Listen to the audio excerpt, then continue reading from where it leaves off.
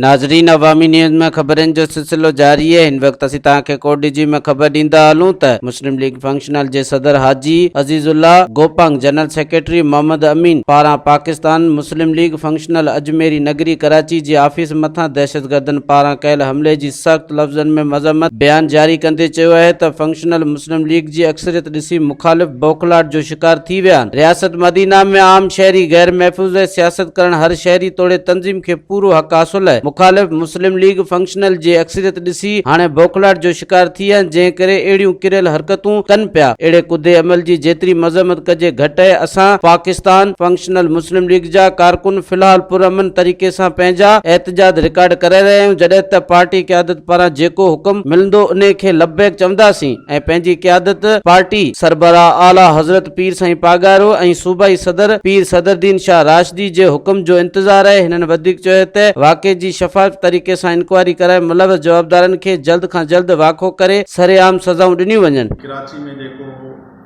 पाकिस्तान मुस्लिम league functional जी office जेको दहशतगर्दी थी आहे, इन लाइ असां पंहिंजे पार्टी जे प्लेटफॉर्म तां इहो चवणु चाहियूं था त अहिड़ी दहशतगर्दी न थिए। असांखे एतिरो कमज़ोर न सम्झो वञे जो असांजे पार्टी ऑफिस ते जेकी आहे दहशतगर्दी थिए।